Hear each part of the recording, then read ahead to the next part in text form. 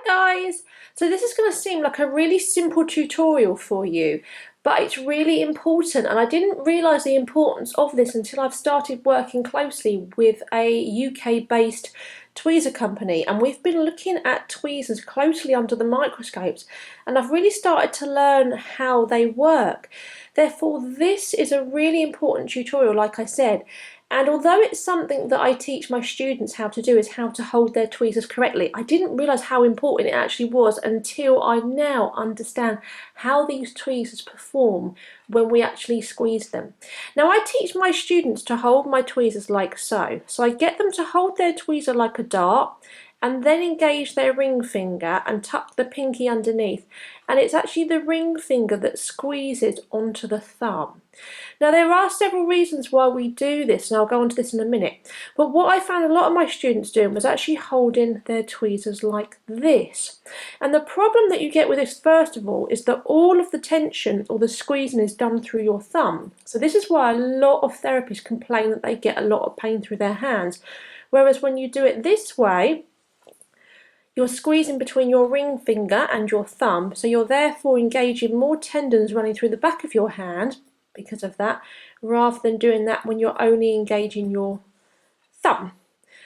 Also, when you do this, and I didn't realise how much this happened, you actually twist the tweezer, because when you squeeze with your thumb, the natural movement pushes the tweezer forward, and I'm going to film this close up in a minute so you can see it.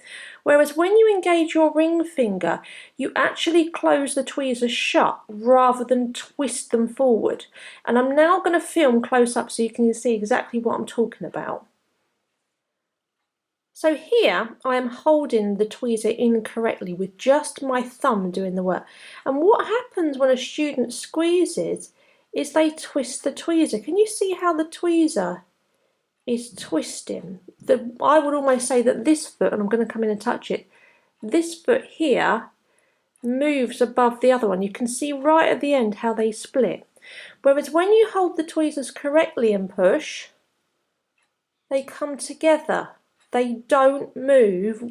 This one doesn't slide up. It's called a slide on the tweezer.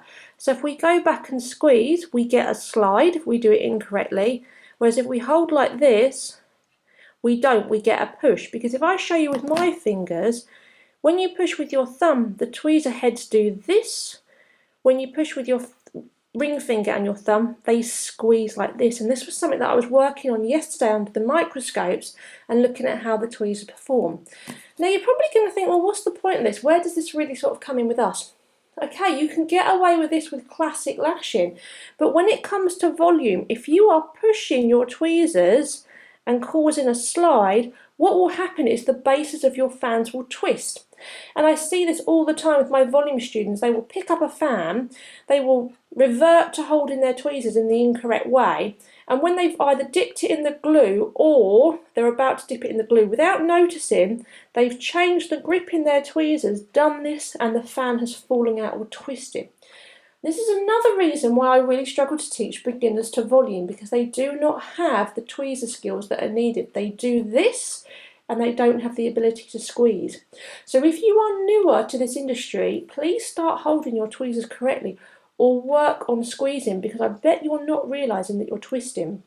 Now think back to the times when you've picked up a lash, whether it was a classic lash or if you're a volume trained technician, and you find that your lash has twisted in your tweezers. It's because you have done this. And I do see it from my students all the time. So this is something where you're now going to need to go back if you find that you're having this problem and start retraining yourself to squeeze rather than twist, because if you can't master this, you are going to seriously struggle when you go on to volume. And it's one of those tiny minute skills that lash technicians don't think that they need to possess, but actually you do, because like I said a minute ago, if you can't master this, you will never be a great volume lash technician. So I hope that has helped you go back to the drawing board and really look closely at how your tweezers work and how you squeeze, because this can have an effect on any advanced techniques that you want to train in.